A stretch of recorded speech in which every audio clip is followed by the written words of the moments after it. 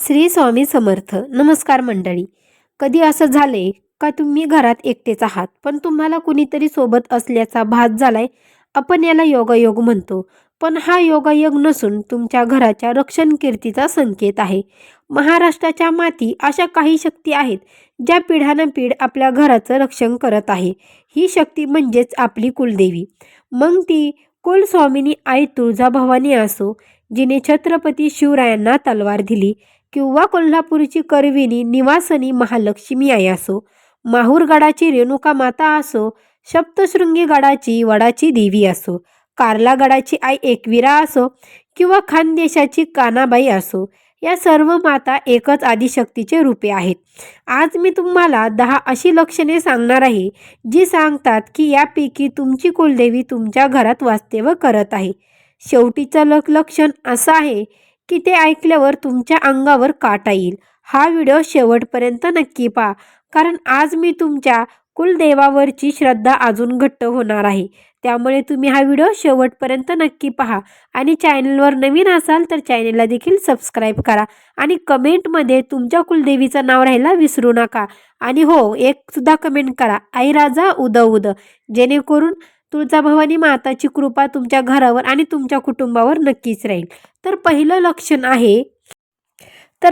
लक्षण आहे दिव्याचे फुल होणे. पहिलं लक्षण तुमच्या देवघरात घडते जेव्हा तुम्ही मनोभावे कुलदेवीची आरती करता किंवा दिवा लावता, तेव्हा त्या दिव्याच्या वातीवर कापसासारखा एक पांढरा भाग फूल तयार होते. हे केवळ विज्ञानाचा भाग नाही, तर तो तुमच्या भक्तीचा स्वीकार आहे. जर कापूर लावल्यानंतर त्याचा धूर सरळ रेषेत वर जात असेल तर समजा तुमची प्रार्थना थेट देवीपर्यंत पोहोचली आहे. हे तुमच्या घरातील शुद्ध ऊर्जेचे सर्वात मोठे प्रमाण आहे. कधीकधी हा दिवा तासनतास तेवेत राहतो. जरी त्यातले तेल संपले असले तरीही हे साक्षात देवीचे तेज आहे, जे तुमच्या घराला उजळून टाकत आहे. त्याचबरोबर दुसरं लक्षण आहे लहान मुलांची वर्तणूक. तुमच्या घरात जर 6 महिन्यापासून 3 वर्षापर्यंतचे लहान मुले असतील आणि ते अचानक शून्यातून बघून हसत असतील किंवा टाळ्या वाजत असतील, तर समजा त्यांना काहीतरी देवी दिसत आहे. मुलांना निरागस मानले जाते आणि त्यांना ही देवी ऊर्जा स्पष्टपणे जाणवते. अनेकदा मुले कोणाशी तरी बोलत असल्याचा भास होतो. ते प्रत्यक्षात कुलदेवीचे ते सौम्य रूप अनुभवत असतात, जे मोठ्यांना दिसत नाही. जर बाळ झोपेत असताना अचानक हसत असेल तर ग्रामीण भाषेत म्हणतात की त्याला देवीचे गुण दिसत आहेत. हे कुलदेवीच्या वात्सल्याचे लक्षण आहे. त्याचबरोबर तिसरं लक्षण तुमच्या अंगणात किंवा गॅलरीत दडलेली आहे. ज्या घरात कुलदेवीची कृपा असते तिथली तुळस कधीच कोमजत नाही. कितीही ऊन असो किंवा थंडी, तुमची तुळस नेहमी टवटवीत आणि हिरवीगार दिसते.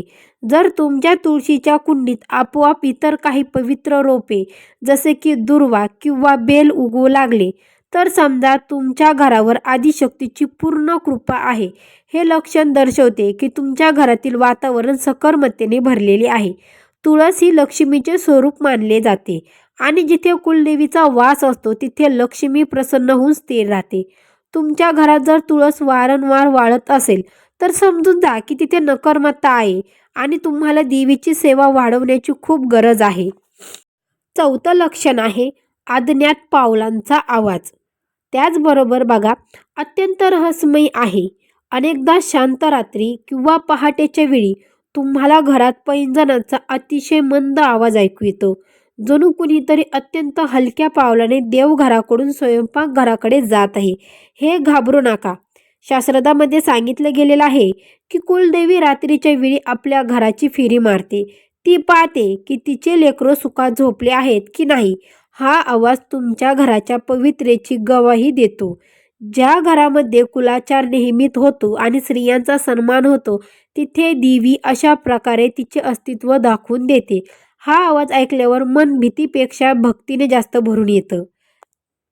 5वे लक्षण आहे अन्नातली चव आणि समाधान. 5वं लक्षण तुमच्या स्वयंपाकघरात दडलंय. ज्या घरात कुलदेवीचा वरदहस्त असतो तिथे कधीच अन्नाची कमतरता भासत नाही. तुमच्या घराचा साधा वरण भात सुद्धा बाहेरच्या पंचपक्वानापेक्षाही चविष्ट लागतो, कारण त्यात आई अन्नपूर्णाचा आशीर्वाद असतो. तसेच तुमच्या घरात एखादी गाय येऊन हंबरणे किंवा चिमण्यांचा थवा सतत घराभोवती असणे हे देवीचे सात्विक वास्तव्याचे प्रतीक आहे. प्राण्याने ही देवी ऊर्जा मानवापेक्षा लवकर जाणवते. तुमच्या लक्षात येईल की काही घरात कितीही पाहुणे आले तरी अन्न कधीच कमी पडत नाही, उलट ते वाढतेच. हे साक्षात देवीचे अन्नपूर्णा रूप आहे. 6वे लक्षण आणि सर्वात महत्त्वाचं 6वं लक्षण, तुम्ही खूप मोठ्या संकटातून, मोठ्या संघर्षातून जात आहात. खिसा रिकामी आहे, पण तरीही समाजात वावरताना तुमच्या चेहऱ्यावर एक वेगळी चमक आणि आत्मविश्वास असतो. लोक तुम्हाला विचारतात, एवढ्या संकटातून तो हसतोय कसा? हे तेज तुमचं नाही, तर तुमच्या पाठीशी खंबीरपणे उभा असलेल्या आदिशक्तीचा आहे. जेव्हा कुलदेवी जागृत असते तेव्हा ती आपल्या भक्तांचा चेहरा कधीच मुलुमुलू पडू देत नाही आणि ती वाघासारखं बळ देते. तुमची प्रकृती कितीही खलबळलेली असो, देवीचे नाव घेताच तुमच्या अंगात संचारणे चैतन्य ही तिचे 6वे लक्षण आहे.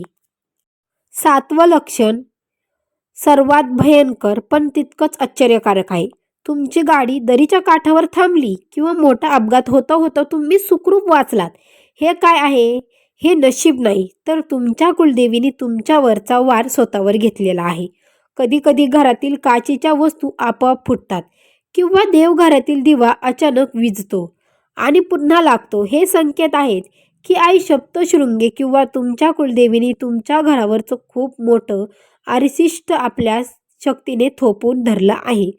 आणि म्हणतात ना, देव तारे त्याला कोण मारे. तिथे देव म्हणजे तुमची प्रतीक्षा कुलदेवी असते, जी तुमच्या रक्षणासाठी ढाल बनून उभी राहते. 8वं लक्षण तुमची झोपेशी निगडीत आहे. स्वप्नात वारंवार तांबूल, पान सुपारी, कावड्याची माळ किंवा लाल वस्त्र नेसलेली स्त्री दिसणे हे आई रेणुका माता किंवा आई एकविरा प्रसन्न असल्याचे लक्षण आहे. जर तुम्हाला स्वप्नात गडाच्या पायऱ्या दिसत असतील किंवा एखादी लहान मुलगी तुमच्या घरात हसताना दिसत असेल, तर समजा देवीला तुमची आठवण येत आहे. ती सांगते तुम्हाला की बाळा घाबरू नकोस, मी तुझ्या सोबतीला आहे. कधीकधी स्वप्नात आपल्याला एखादी मंदिर दिसते जे कधीच आपल्याला पाहिलेला नसते, पण नंतर जेव्हा आपण कुलदेवीच्या गडावर जातो तेव्हा तेच दृश्य समोर येते. याला देवी बोलवणं म्हणतात. त्याचबरोबर 9वं लक्षण सुवासनीचा गूढ. 9वं लक्षण ऐकून तुम्ही थक्क व्हाल. समजा तुम्ही हॉलमध्ये बसला आहात, खिडक्या बंद आहेत, तरीही अचानक संपूर्ण घरात तळलेल्या पुरणपोळीचा किंवा धुपाचा गंध येतोय. हे लक्षण आहे की तुमच्या घरात आई महालक्ष्मीचे कुलस्वामिनीचा संचार आहे. शास्त्रामध्ये म्हटलंय, जेव्हा देवी आपल्याला भक्तांच्या घरी येते तेव्हा तिच्या ऊर्जेचा सुवास मागे उतरतो. हा गंध नाही, हा गंध काही सेकंदाचा असतो, पण तो तुमचं संपूर्ण दुःख विसरायला पुरेसा असतो. कधीकधी हा सुवास वखंडेचा किंवा एखाद्या जुन्या अत्तराचा असतो, जो तुमच्या घरात कुणीच वापरत नाही. हा संकेत असतो की देवीने तुमच्या घरात भोजनाचा किंवा विश्रांतीचा स्वीकार केला आहे. 10वं लक्षण खूप महत्त्वाचं आहे. त्याचबरोबर देवी सुरक्षा कवच. तुम्ही खूप मोठ्या संकटात आहात, डोळ्यात पाणी आलं आहे आणि अचानक तुम्हाला जाणवत आहे की कुणीतरी तुमच्या पाठीवरून मायेचा हात फिरवलाय. जणू आई तुळजाभवानी स्वतः आपल्या लेकराला धीर द्यायला आलेली आहे. ज्या घरात देवी जागृत असते तिथल्या माणसांना संकटात कधीच एकटं वाटत नाही. तुम्हाला कधी असा अनुभव आलाय का की काळजाचा ठोका चुकलाय आणि अचानक मन शांत झालंय? हा स्पर्श म्हणजे देवीचा आशीर्वाद मुद्रा असते. जेव्हा जगाचे सर्व दरवाजे बंद होतात तेव्हा कुलदेवी आपल्या हाताने आपल्या कुरवाळाती आणि सांगते, बाळा मी आहे ना, मग काळजी कशाला करतोस. हे आहे 10वं लक्षण. आता आपण 10 लक्षणं पाहिली.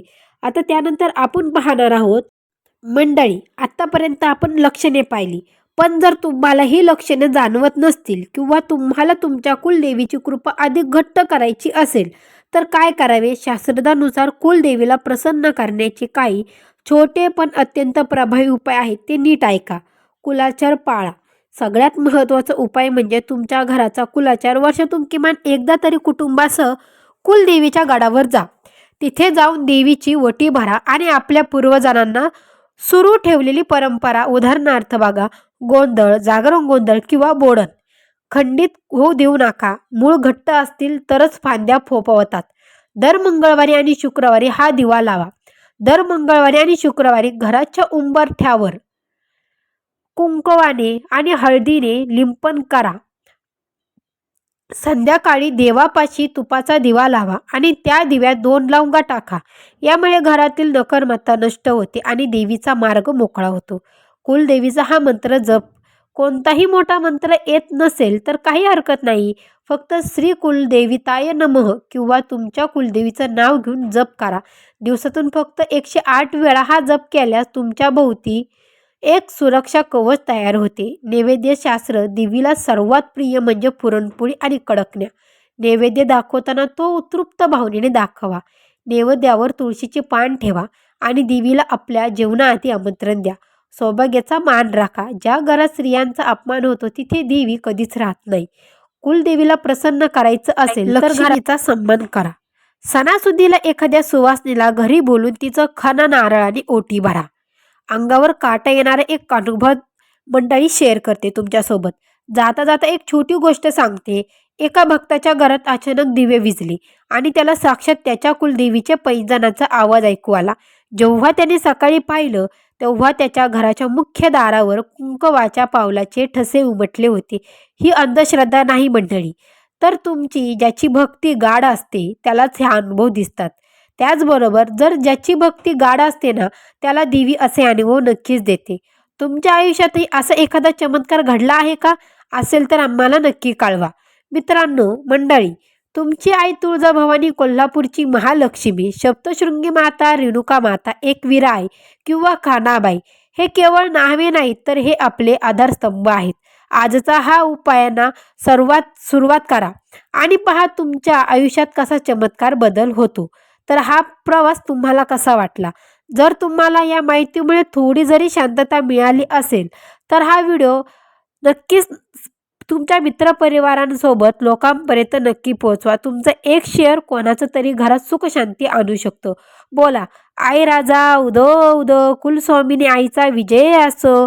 कमेंटमध्ये नक्की लिहा. सर्वांना धन्यवाद.